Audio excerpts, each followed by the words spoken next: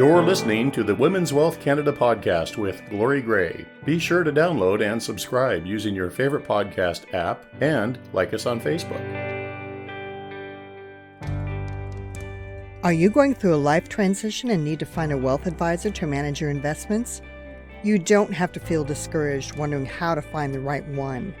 Grab my free guide, 12 Smart Questions to Ask When Interviewing a Wealth Advisor.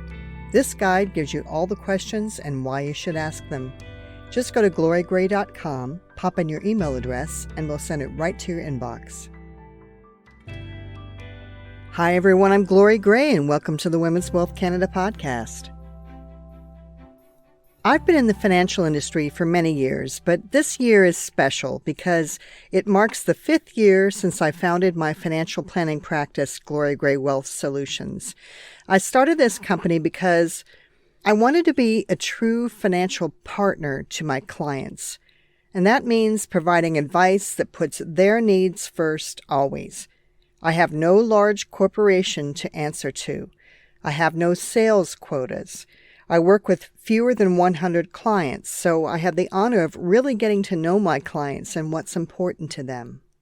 My time is devoted to their care. For example, when the pandemic came and markets were dropping suddenly, people were scared. During that time, all I had to worry about was caring for my clients. I didn't have to waste time on corporate politics. I just listened and did the best I could for each individual. In return, our clients have been loyal. They like the advice and the service they receive, and they refer others to us so we can help them too. And there's no greater compliment. There have been many changes in the financial industry in the past 5 years. Technology is allowing us to help more people. One of the trends I'm excited about is the interest that people under 40 years of age are showing in learning how to manage their finances. Information was not widely available for other generations.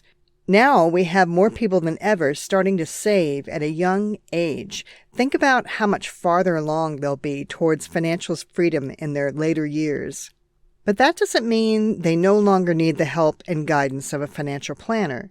They still need help with tax planning and holistic financial planning. That desire to help everyone who needs financial help but wants to manage their own investments led us to our new financial planning subscription service. It's called Your Personal CFO. Think of it as like Netflix for financial planning.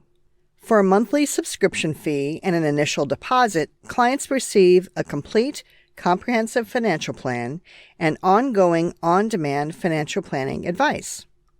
Everything except for daily investment management. Anytime a client has a decision to make in their lives and that decision has a dollar sign attached to it, they can call me and receive my best analysis and advice. The idea is simple. You pay for a personal trainer for your physical well-being.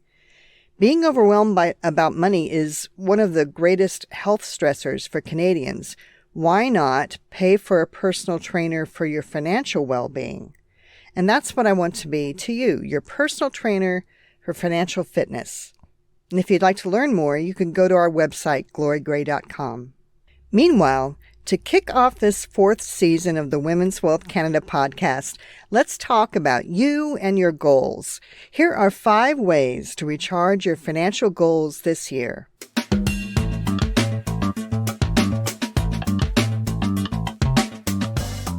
Number 1 is sort your goals. What financial goals did you set for yourself last year? Which ones did you achieve, and which are you still working on? Which ones do you need to work on first this year? First, let's eliminate. What goals no longer serve you? Life changes every year. Our goals do too. Let it go if it's not going to make your life better. Look at the goals you do want to continue to work on and write them down. Next, write down any new goals you have. If you have general, bigger goals, I believe in breaking them down into smaller, specific goals.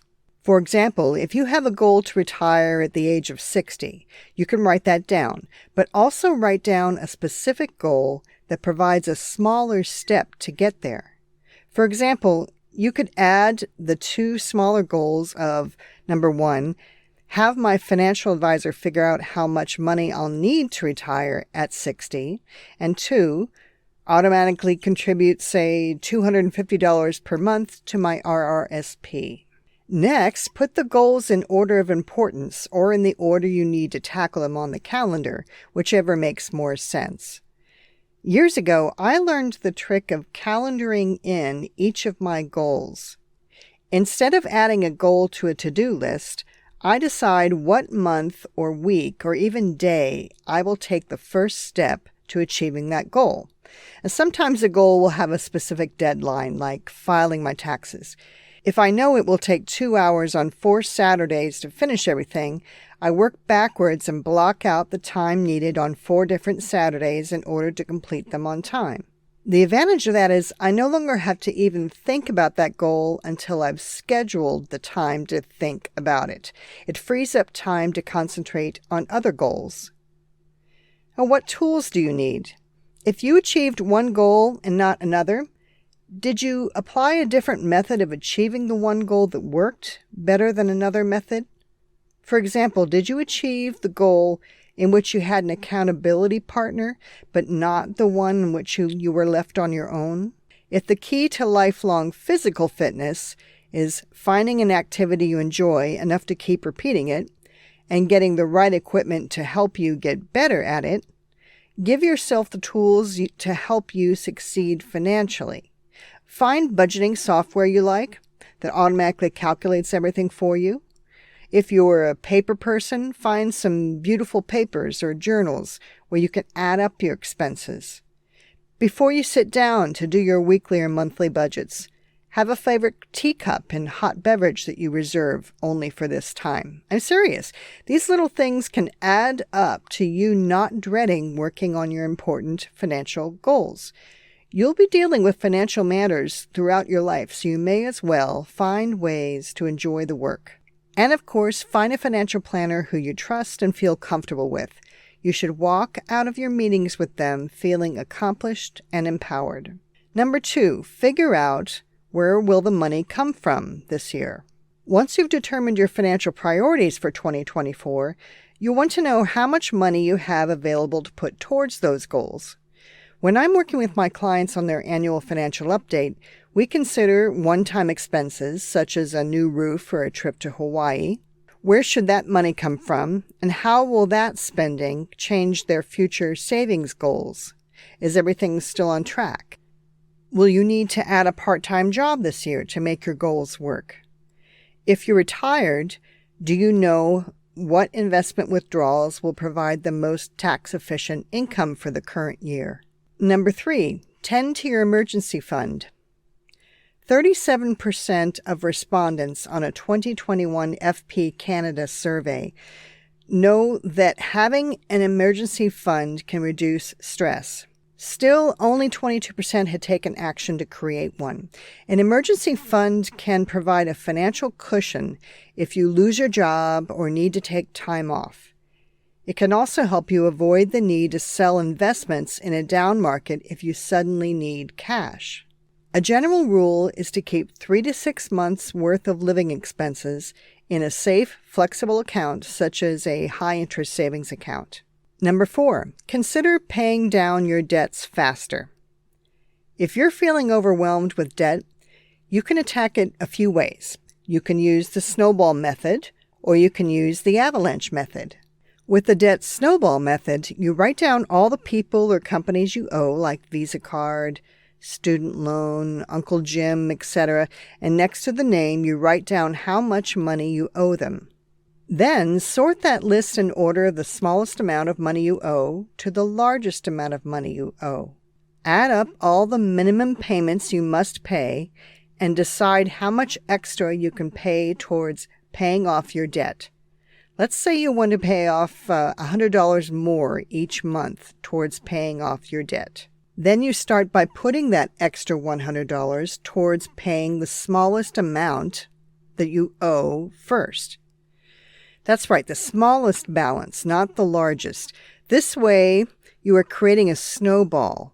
balling up the smallest balances you owe, paying them off completely, then start to put that extra money towards paying off the larger balances until your debt snowball is completely paid off. The advantage to this method is you can get past that feeling of being overwhelmed because you owe so many people money.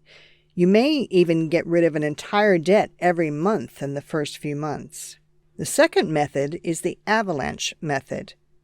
In the debt avalanche method, you pay your debts off from the highest interest rate you owe to the lowest interest rate, regardless of how much you owe to each company.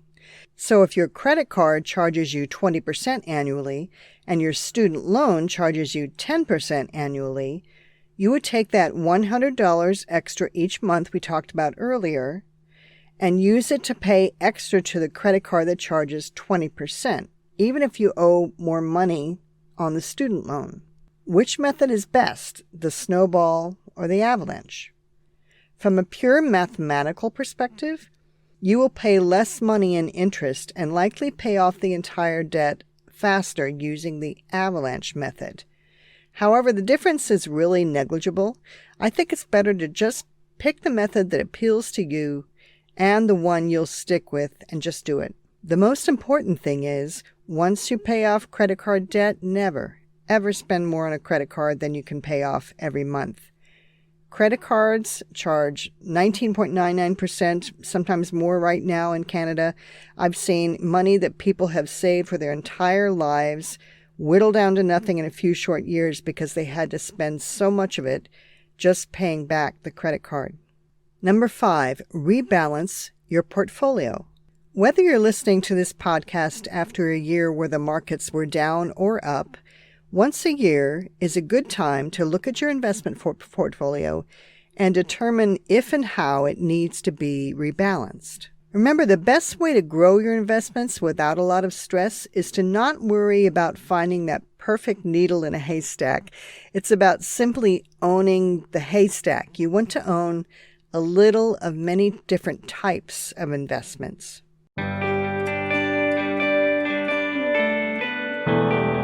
That's all for today. If this podcast helped you, please subscribe, leave us a positive review, and tell others about it so we can help them too. Also, our office is accepting a few new clients this year. If you want to get serious about getting your financial house in order, go to glorygray.com and get in touch with me. Until next time, this is Glory Gray, your personal trainer for financial fitness, telling you to take charge of your finances, plan for the future, but most of all, enjoy today, and bye for now. This podcast is for informational purposes only and should not be construed as investment, tax, or legal advice. It is not an offer to sell or buy, or an endorsement, recommendation, or sponsorship of any entity or security cited. Mutual funds offered through Portfolio Strategies Corporation. Other products and services provided through Glory Gray Wealth Solutions.